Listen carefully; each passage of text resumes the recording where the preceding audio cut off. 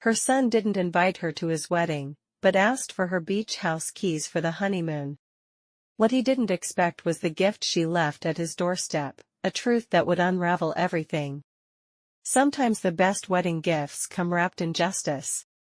Alright, before we dive into this crazy story, do me a favor, subscribe and tell us where you're watching from. I'm Carol Thompson. 65, retired nurse, and mother to a son I thought I knew.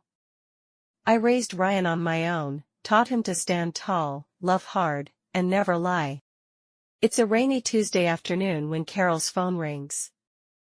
The name on the screen reads Ryan, and her heart leaps. It's been weeks since her son last called. She answers with a soft, hopeful hello, sweetheart. But the voice on the other end isn't warm. It's clipped, businesslike. Hey Mom. Just wanted to let you know Julia and I got married yesterday. Carol freezes. What? Yeah. We had a small ceremony. Just close friends and people who really matter. The words hit Carol like a slap. People who really matter. She opens her mouth, then closes it. Her throat is tight. Congratulations, she manages to say, forcing a smile into her voice. I wish you'd told me. We didn't want drama. Julia thought it was best to keep it simple. Look, that's not why I called. Carol swallows the lump in her throat. Okay. We're thinking of spending our honeymoon at the beach house. Can you send over the keys? Like, today if possible. We're heading out Friday. The entitlement in his tone is stunning. No apology. No invitation. Just a demand for the house that holds her most precious memories. Carol closes her eyes. The house that was supposed to be part of her retirement, the one she and Ryan spent every summer and when he was young. I'll make sure you get them, she says, smiling bitterly.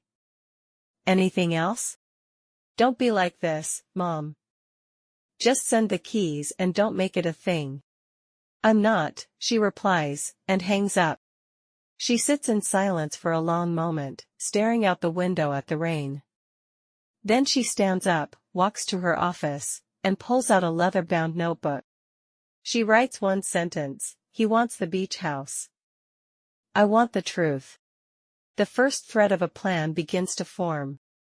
Carol remembers the boy who once called her his hero. Ryan wasn't just her only child, he was her everything.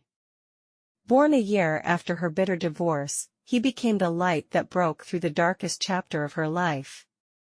She raised him on her own, balancing night shifts at the hospital with parent-teacher meetings, scraped knees, and bedtime stories. Carol never remarried. She didn't need to. Ryan was enough. He was bright, kind, and unusually mature for his age. At 7, he held doors for strangers. At 10, he'd say, "Don't worry, Mom. I'll take care of you one day." Carol believed him. Not just because he was her son, but because he meant it. He did well in school, valedictorian of his high school class, full ride to a top college. He majored in political science, dreaming of law school. Carol was so proud she had a framed photo of his acceptance letter to Harvard Law on the living room wall. And even through all that, he never stopped calling. Every Sunday without fail, her phone would buzz. "Hey Mom, just wanted to hear your voice." They'd talk for an hour, sometimes more. It didn't matter if it was about his classes, his roommates, or her favorite recipe for lemon bars. They were connected. Then came the first sign of distance. It started subtly. Missed calls. Delayed replies. The Sunday calls became every other Sunday. Then once a month. Carol chalked it up to stress. Law school was demanding. But her instincts whispered something else. By the time Ryan started dating Julia, he had changed. He dressed sharper. Spoke like a corporate strategist. When Carol asked simple questions, he gave vague answers. Still, she clung to the image of the boy on the beach with sandy feet, clutching her hand, saying, "When I get married, we'll do it right here, barefoot." But lately, that boy felt like a stranger. And as Carol looked out the window, clutching the phone after that painful call, she realized something truly terrifying. The boy she raised, the golden boy, was gone. Or worse, someone had taken him from her, one slow manipulation at a time. Errol vividly remembers the first time she met Julia. Ryan had called her on a Tuesday, odd in itself, since their usual calls had grown infrequent. "I'm bringing someone home this weekend," he said. "I think you'll like her." There was something careful in his tone, like he was managing expectations. Carol spent the next 3 days cleaning the beach house, baking his favorite banana bread, and pulling out the old photo albums just in case they got nostalgic. Julia arrived with a bottle of imported wine and a surgically perfect smile. She was striking, dark, glossy hair, designer handbag, subtle diamond earrings. Every movement was polished. Every compliment carefully crafted. "Carol, your home is just stunning. So much character. Ryan told me all about your nursing career. You must be so strong." "Oh, is this the beach house? The one from his childhood stories?" It was all too perfect. Carol smiled, accepted the flattery, and served dinner. But she couldn't shake the feeling that Julia was performing, not connecting. Over dinner, Carol asked simple, get-to-know-you questions. "What does your family do?" Julia's answer was vague. "They're in real estate. We're close, but not in each other's business." Her eyes flicked toward Ryan, who nodded approvingly. Carol noticed how Julia reached for Ryan's hand at every lull in conversation. How she smoothly shifted topics when Ryan mentioned old friends or college adventures that didn't include her. She laughed a bit too loudly at his jokes, finished his sentences, steered the conversation back to their shared future. But what struck Carol most was the way Julia looked at the beach house, not with sentimentality, but calculation. "This place would make such an incredible wedding venue," she said, twirling her wine glass. "Imagine it, string lights on the deck, a ceremony on the sand. It could be really elegant with the right decor." Ryan chuckled. "She's already planning, Mom." Can you believe it? Carol did believe it. Too well. That night, as she loaded the dishwasher, she caught Julia walking slowly through the hallway, running her fingers along the family photos on the wall. Not studying them like memories, more like assets. The next morning, Julia offered to make coffee, then asked how the beach house was titled. "Just curious," she said lightly.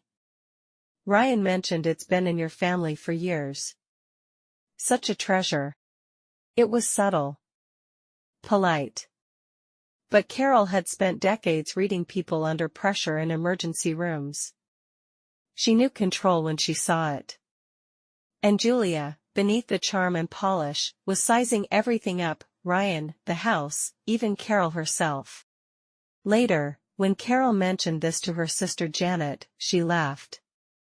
"You're being too critical.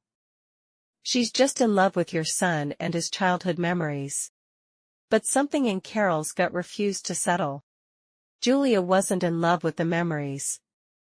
She was interested in what they were worth. The changes didn't happen overnight. At first, Carol told herself not to overthink it. Ryan was busy, he was building a life with someone new. That's what children did, right? They grew up. Made space for partners. Carol repeated those lines like prayers, silencing the small, persistent voice that told her something wasn't right. But the phone calls didn't just become less frequent. They became strained. When she'd ask about work or whether he was still playing piano, a hobby he'd loved since age 12, he'd give one-word answers. Fine. Busy. Don't have time. Conversations that once stretched effortlessly for hours now ended within minutes. And Julia? Always in the background. Always nearby. Carol would hear her voice in the distance, soft at first, then increasingly assertive. One Sunday, Ryan called, and Carol cheerfully invited them to the beach house for the upcoming long weekend. There was a pause. Julia thinks it's too far, Ryan said slowly. She's not into the rustic vibe. Carol blinked.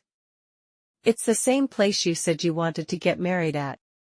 I was a kid then, Mom, he said, with a tired sigh. Julia prefers more modern spaces. It stung, but she brushed it off. People change. Until she began to notice how Ryan was changing, too, not just in his habits, but in his language. We need boundaries. You're being too emotional. Julia and I are trying to be intentional about our circle. He'd never spoken to her like that before. It sounded rehearsed.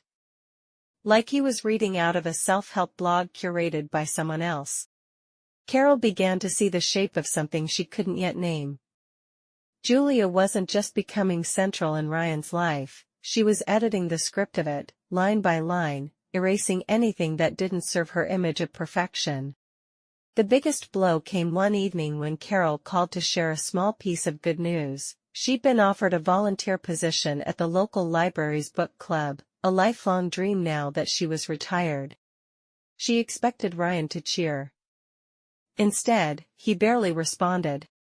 Cool, he mumbled. Hey, Julia wants to talk to me about something. Gotta go.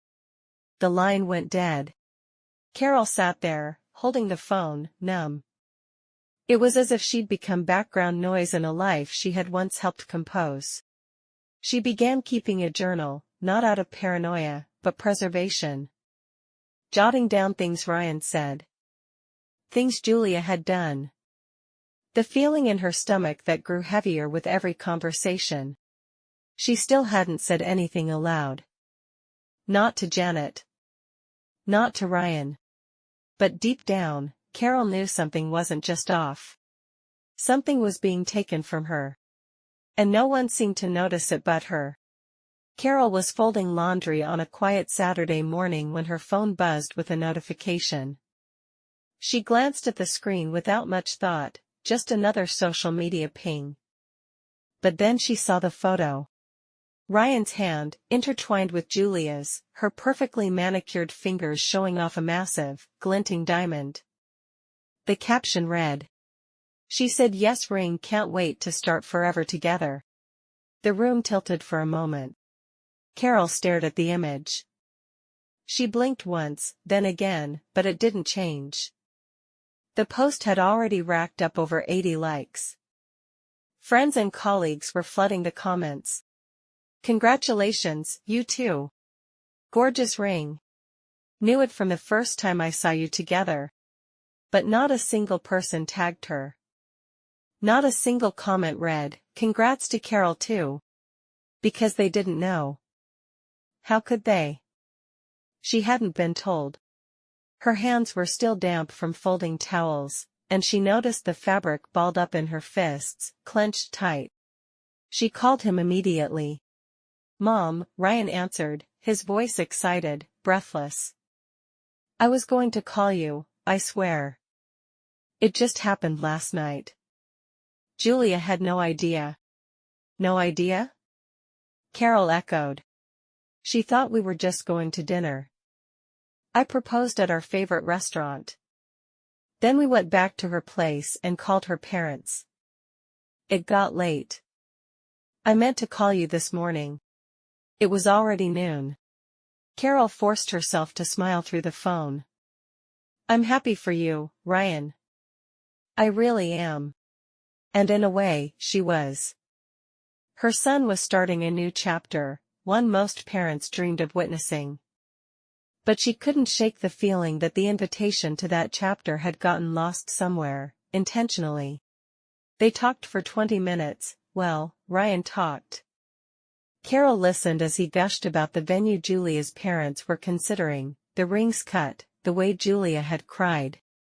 Then she asked, gently, "When's the engagement party?" A pause. "Next Saturday," Ryan said slowly. "But it's just a small thing. Close friends. Immediate family." Carol felt her heart begin to drop. "Should I drive down Friday night?" Another pause, longer this time. "Mom. Julia's parents are hosting. And they're very traditional. It's really just their family and a few couple friends." Carol bit her lip hard enough to taste blood. "So. I'm not invited." "It's not about you. It's just the way they do things." "And what do you want, Ryan?" she asked quietly. He didn't answer right away. When he did, his voice was flat. "I just want it to go smoothly." Carol didn't press. What was there to say? After the call ended, she sat still for a long time, trying to understand what had just happened. Her son, her baby boy, was engaged. And she had found out like a stranger, scrolling through a feed, reading comments from people who knew before she did. And next Saturday, there would be a party to celebrate this engagement. Champagne. Speeches. Toasters clinking. And she would not be there. Not because she couldn't make it. But because she wasn't wanted. It was an ordinary Tuesday evening. Carol had just finished reorganizing her linen closet when her phone rang. She didn't expect the call. Ryan hadn't reached out since the engagement party she wasn't invited to. She hesitated for a moment, then answered. "Hi, sweetheart." His voice was calm, but strangely formal. "Mom, I need to ask you something. And I need you to be cool about it." Carol sat down slowly on the edge of her bed. Her stomach tightened. "Go ahead." "Julia and I have been talking about boundaries," Ryan began. "We've done a lot of reading on emotional independence and relationship health." There it was again, that clinical tone, as if he were quoting from an article or podcast instead of speaking from the heart. "She thinks, and I agree, that I've been emotionally reliant on you for a long time. That it's not healthy for a marriage." Carol blinked. "Emotionally reliant? Like, when I'm stressed or overwhelmed, I always call you first. And that means I'm not turning to Julia the way I should be." Carol was silent. "I'm not saying we shouldn't talk," Ryan added quickly. "Just, less often. More space. Less input on personal stuff." "You mean my input?" she said, trying to keep her voice from cracking. There was a pause. "Yeah." She took a deep breath, steadying herself. "Ryan, I've never tried to interfere." "I know. But Julia thinks, well, she feels, I haven't fully cut the cord. That we need to build our own foundation without outside influence." Outside influence. Carol felt like she'd been demoted from mother to obstacle. He kept talking. "We're also thinking of spending the holidays with her family this year. It would be a good reset.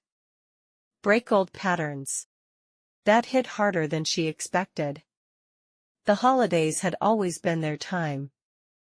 Ever since Ryan's dad left, they'd made it a ritual, matching pajamas, late-night movies, beach house mornings with pancakes and peppermint cocoa. Now even that was being erased. "I see," she said quietly. "There's one more thing." Carol braced herself. "It's about the beach house." Of course it was. "Julia's been feeling weird about it," Ryan continued. "She says it's hard to see it as a relaxing space when it's still yours. When it carries so much history between us." "History?" Carol echoed. "Yeah. Like, childhood stuff. Emotional baggage. She thinks we should start fresh. Maybe find our own place. Eventually." Carol gripped the phone tighter.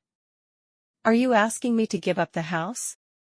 No, no, not right away, he said quickly. Just something to think about long term. I mean, you're not using it as much anymore. It's a family asset. Julia just thinks it complicates things. Carol closed her eyes. She could feel it, the slow disassembly of everything she'd built. All masked in polite terms and therapeutic buzzwords. Healthy boundaries. Emotional detachment. New traditions. What they really meant was, we want your house, but not your presence. She ended the call with a promise to think about it, but inside, something had shifted. Something permanent. She wasn't just being excluded. She was being replaced. And as much as it broke her heart, Carol knew she had to do something she'd never done before. Question her son's judgment. And wonder, for the first time, if he was truly making his own choices. Or if someone else was quietly pulling every string. After that last conversation, Carol waited.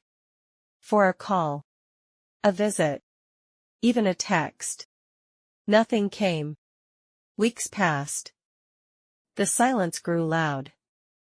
Louder than any fight, sharper than any cruel word. Ryan had ghosted his own mother, not out of anger, but out of carefully curated detachment. It wasn't accidental. Carol knew the difference between distance and erasure. This wasn't her son being busy. This was her son building a wall, brick by quiet brick. She watched from the sidelines as Julia flourished. Photos appeared online, engagement brunches, venue tours, tastings, dress fittings. All the rituals of wedding planning, each one happening without her. Carol scrolled through them at night with a heavy chest. There was Ryan, smiling tightly beside Julia's parents at a vineyard. There was Julia, arms linked with her mother at a bridal boutique, captioned 3 generations of style, a reference to her grandmother, not her future mother-in-law. There were no photos of Carol. No mention of her. Not even a tag. The final blow came on a Wednesday afternoon in early autumn. Carol ran into an old coworker at the grocery store. Carol. I just saw the engagement photos. Your son's fiancée is stunning. Carol smiled weakly. Yes, she is. Oh, and that dress, the woman gushed. I saw the picture of her and her mom holding it up at Vera's. You must be so proud. Carol nodded, managing a very, before turning her face away under the pretense of examining a head of lettuce. She left the cart right there in the produce aisle. At home, she sat in the kitchen and stared at her hands. Her palms were trembling. Her nails were clean, trimmed, she'd always prided herself on small details like that. But nothing about her felt held together anymore. She tried one last time. She texted Ryan, thinking about you. Would love to help with the wedding planning if there's any way I can. The message stayed marked as read. No reply came. Days later, a package arrived in the mail. It was a formal wedding invitation, not from Ryan, but from Julia's parents. Carol opened the thick envelope carefully. The cardstock was heavy, the lettering embossed.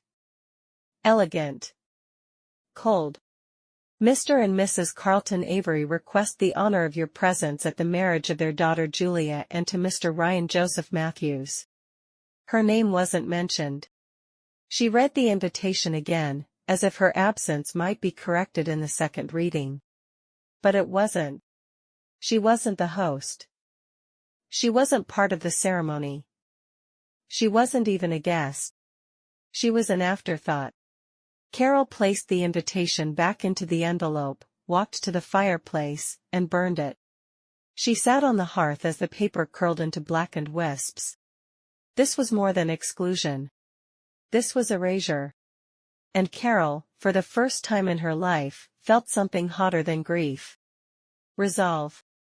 It was the morning after the wedding.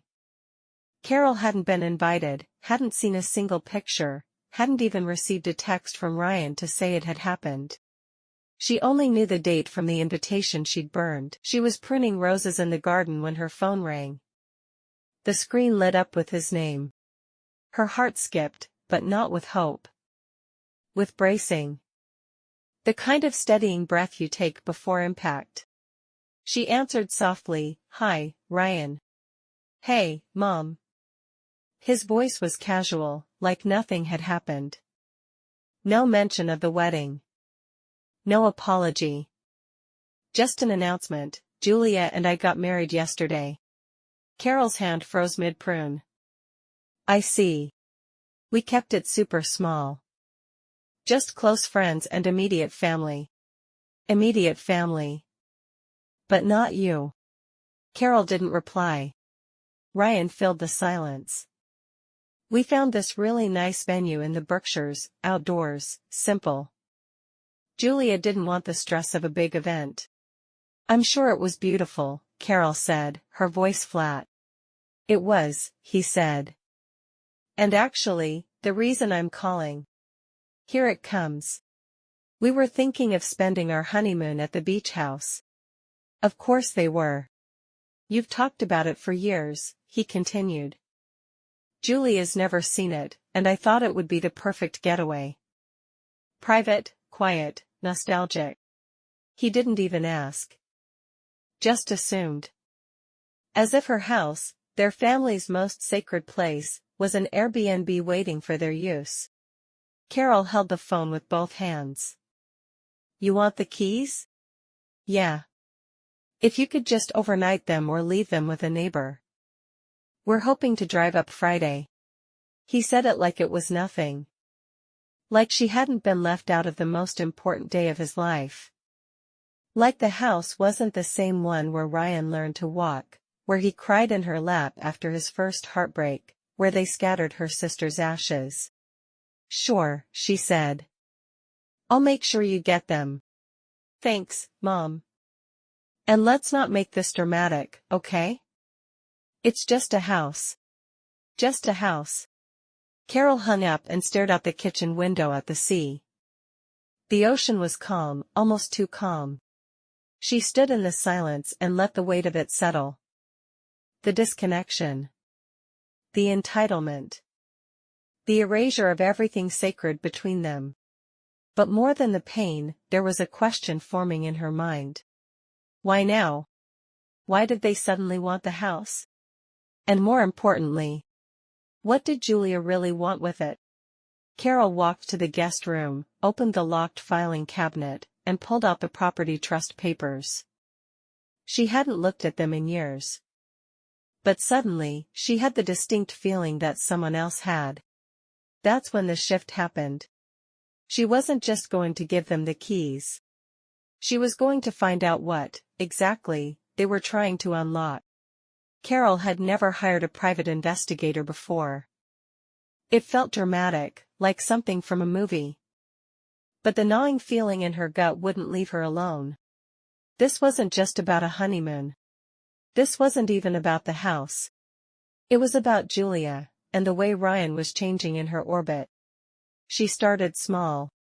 Carol pulled out her laptop and began to comb through public records, LinkedIn profiles, old social media photos. She searched Julia's name, then her full name, Julia and Avery. She pulled up posts going back 6 years. Engagement photos. A champagne toast with a different man, 2 boyfriends ago. The man in the photo was wearing a Rolex. They were smiling in front of a villa in Tuscany. Carol clicked further. The comments were sparse. No mention of what happened to that relationship. She searched the man's name. Derek L. Harrington. It turned out he was the son of a wealthy hotelier in the Midwest. The engagement had ended quietly. Carol wouldn't have thought much of it, until she found something odd in a court docket archive, a sealed legal dispute between Derek's father and an unnamed former fiancé over financial misconduct. Then came a second man. Anthony Grove, a hedge fund analyst from Manhattan. Another vanished engagement. Another sealed lawsuit. Carol's stomach turned. 2 engagements. 2 wealthy men. 2 sealed settlements. Julia was no ordinary social climber. She was surgical. Selective. And now, she had chosen Ryan. Carol needed more. She called one of Ryan's college friends, Ben, a kind-hearted kid who had always treated her like family. He picked up, surprised but warm. "Mrs. Matthews." "Wow, long time. Everything okay?" "Ben," she said carefully, "I need to ask you something. And I need you to be completely honest with me." She explained. "Not everything, just enough." Her concerns. Julia's odd behavior. Ryan's emotional withdrawal. Ben hesitated, then sighed. "Look. I didn't want to get involved, but yeah. A few of us noticed how fast things changed when Julia came around." "What do you mean?" She had this way of taking over. She'd coach him on how to talk to people, how to set boundaries. He stopped hanging out, stopped calling his friends. Even unfollowed a bunch of us online. Said Julia thought his circle needed to reflect where he was going. Carol's voice tightened. "Did he ever mention the beach house?" "Only once. Julia brought it up at a party, joked about turning it into a luxury Airbnb." She laughed, but it didn't sound like a joke. Carol felt her pulse spike. She thanked Ben, then hung up and opened her leather notebook. She began making a list. 2 prior wealthy ex-fiancés. Legal settlements, sealed. Ryan's social disconnection. Emotional manipulation. Beach house interest since day one. It was no longer a suspicion. It was a pattern. Julia Avery wasn't just controlling. She was strategic. Calculating. And now, Carol feared, she'd sunk her claws into Ryan for one purpose, long-term asset acquisition. The beach house was the prize. And her son, her beautiful, kind-hearted boy, was the collateral. The final piece didn't fall into place until Carol opened an old storage box in her attic. She had gone looking for a photo album, something to ground herself emotionally, to remember the boy Ryan used to be. But what she found instead was a faded manila envelope marked Robert's estate. Her ex-husband. Ryan's father. They hadn't spoken in years before his death, and after the funeral, Carol had packed away the legal documents without looking too closely. Now, she pulled them out with shaking hands. Inside were the probate papers, estate settlements, and, most importantly, a trust document outlining the disposition of Robert's remaining assets. There wasn't much left, thanks to a failed business deal that had nearly bankrupted him before their divorce. But there was a clause. A small footnote she had never paid attention to before. In the event that the estate of Robert Matthews becomes eligible for restitution due to unresolved fraud from the Morrison transaction, such restitution shall pass directly to his legal heir, Ryan Joseph Matthews. Carol sat down hard on the attic floor. Morrison. That name was burned into her memory. Robert's business partner who had skipped town with millions during a failed real estate venture. The betrayal that had wrecked their finances and ultimately their marriage. She scrambled to her laptop and searched the name. William Morrison. Deceased. Died in Florida in 1994. No immediate heirs listed in the obituary. But then she searched deeper. Through property records, bank transactions, archived articles. And there it was. William Morrison had a grandson. Trevor William Morrison. Changed his last name briefly in college. Later reverted. Also known as Trevor William Avery. Julia's brother. Carol's heart stopped. Trevor was Julia's brother, and the grandson of the man who had stolen millions from Carol's ex-husband, leaving Ryan's inheritance in legal limbo for decades. And Julia? Julia had grown up hearing about that money. About the family disgrace. About the buried fortune waiting to be reclaimed. Carol could see the strategy now, clear as day. Julia hadn't just stumbled into Ryan's life. She had sought him out. Engineered their meeting. Targeted the only heir of the very man her family had ruined. And now, she had married him. The beach house was just step one. What Julia really wanted was restitution. Inheritance. Control. Through Ryan, she could quietly access the dormant claim, especially if Carol handed over the beach house and faded into the background. With Carol out of the way, the entire estate would one day pass to them. It wasn't just greed. It was generational revenge disguised as love. Carol felt cold all over. Not from fear, but from clarity. Her son wasn't married to a manipulative social climber. He was married to a woman executing a decades-old plan to reclaim wealth her family had stolen and lost.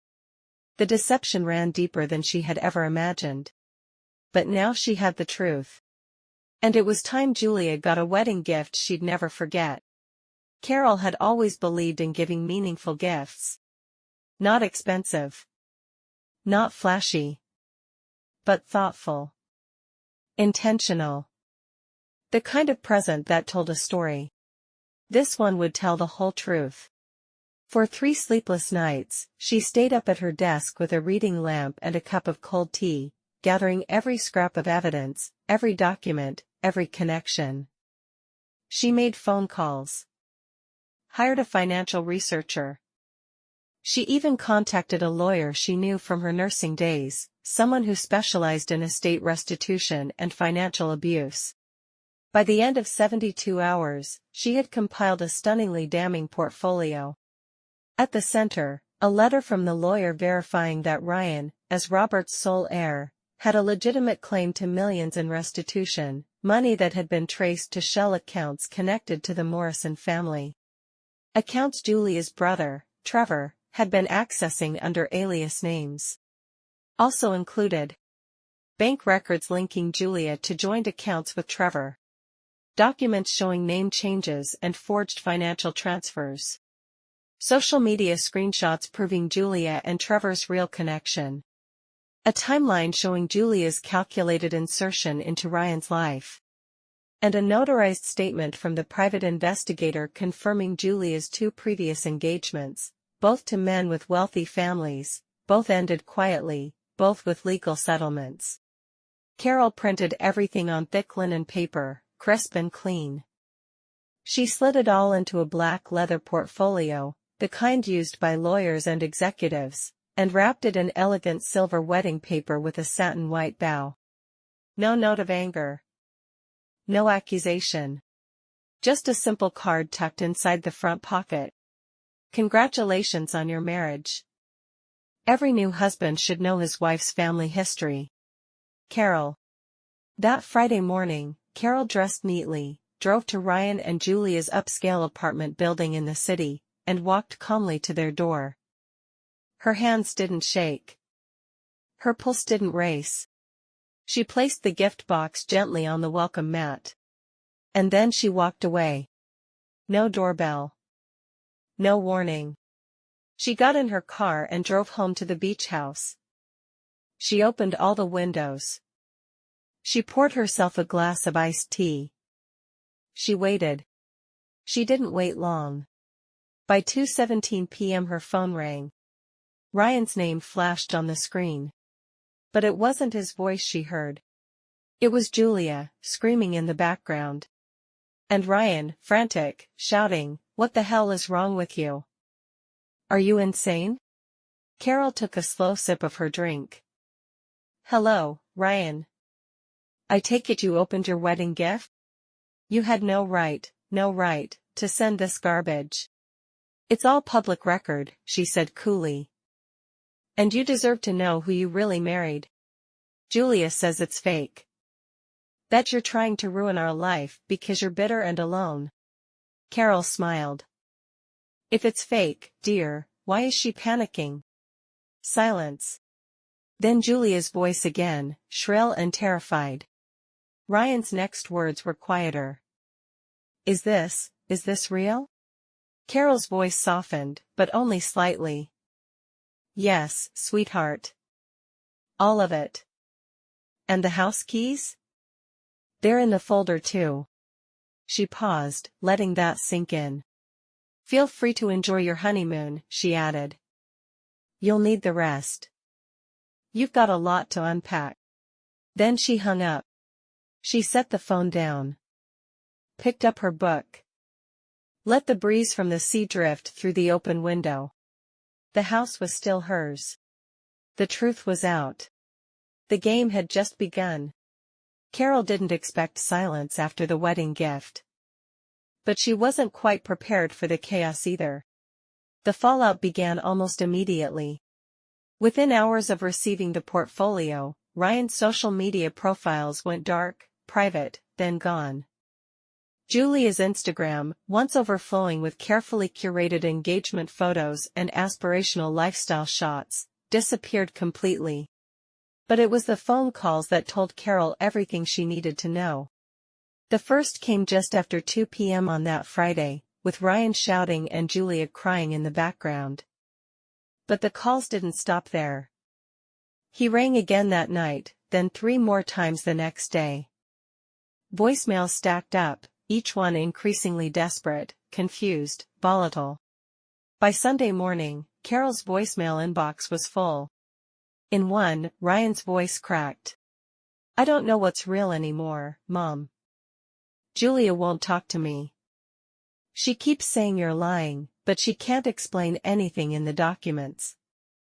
Just keeps crying. In another, shorter one. How could you do this to us? Carol didn't respond. Not yet. She gave him time.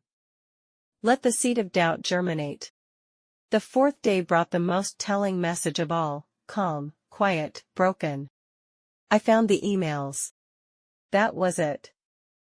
4 words. But Carol knew what it meant. The portfolio had included hints about joint accounts Julia held with her brother Trevor. Bank records she had carefully omitted from the marriage prenup. Carol hadn't needed to access them all, she just needed Ryan to start looking. And now he had. On Monday afternoon, her doorbell rang. Carol opened it to find Ryan standing on the porch, unshaven, sleepless, and, most surprising of all, alone. He was holding the leather portfolio.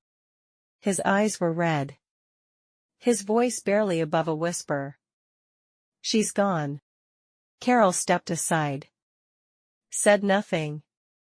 Let him in. They sat at the kitchen table, an echo of the hundreds of meals they'd once shared there, and Ryan laid it all out. Julia had left on Saturday morning. Packed a bag, said she needed space, and disappeared. She'd taken her jewelry, her designer bags, and her laptop. She left no forwarding address. No note. Just silence. Ryan had scoured their shared accounts and found the financial connections Carol had hinted at. Multiple transfers. Names he didn't recognize. A document draft for a trust in her brother's name. She married me to get to the money, he said. Didn't she? Carol looked at him and didn't speak for a moment. Then she nodded. Yes. He hung his head. I feel like such an idiot. No, she said gently. You were groomed by someone who knew exactly how to appear safe.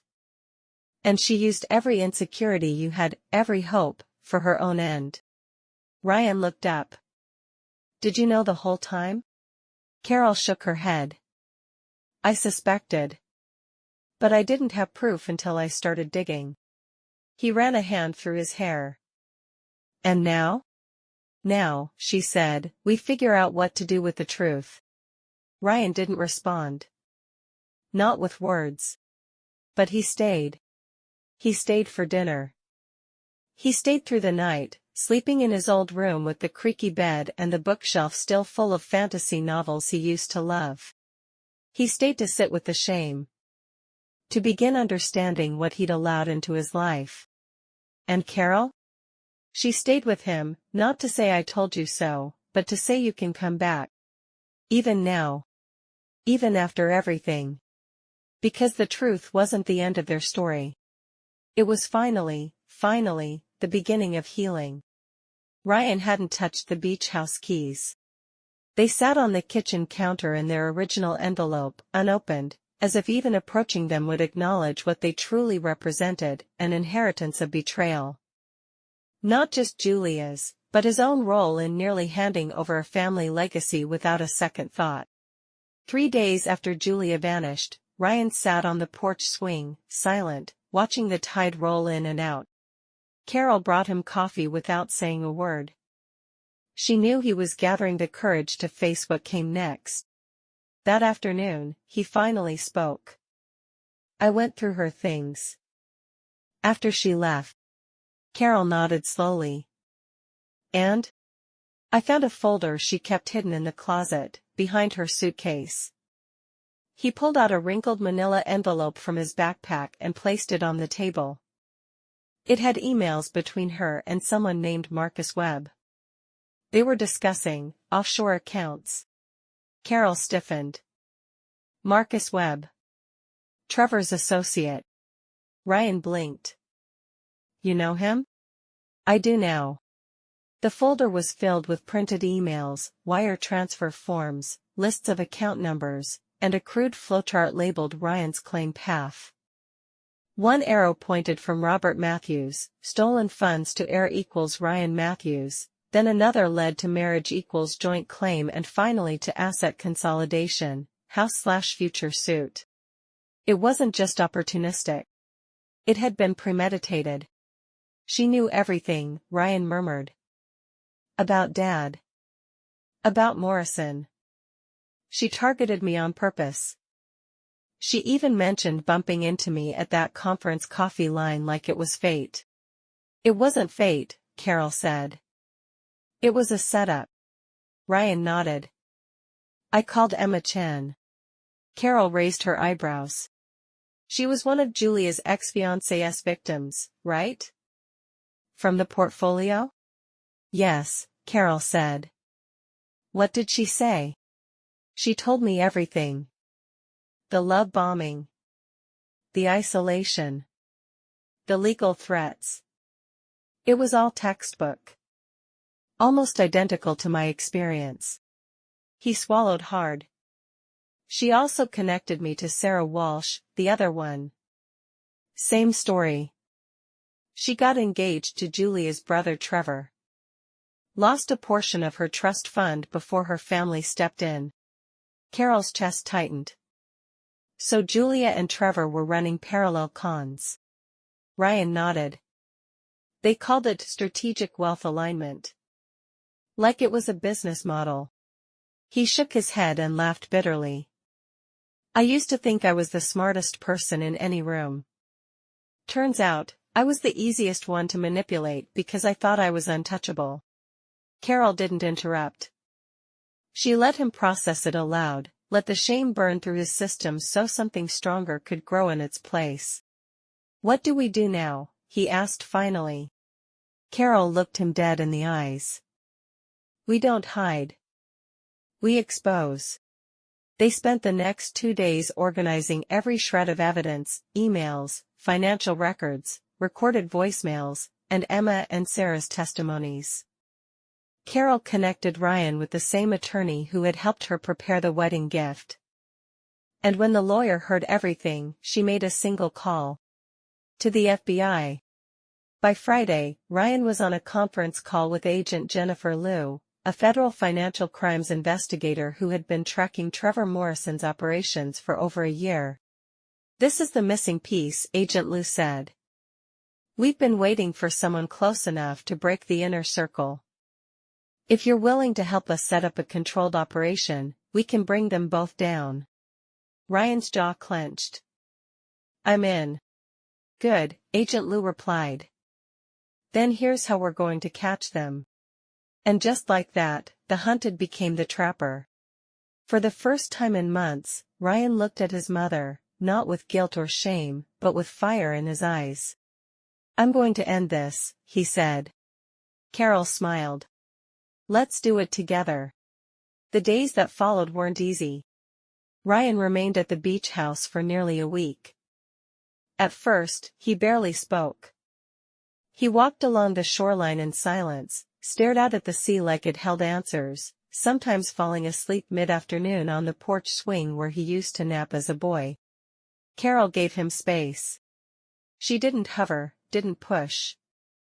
She simply made coffee in the mornings, left his favorite cereal out on the counter, and waited.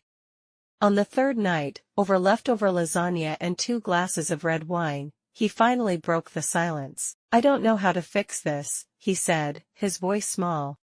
Carol looked at him, not the man he was pretending to be in Julia's world, but her son. Tired, humbled, stripped of illusion. She reached across the table, laid a hand on his.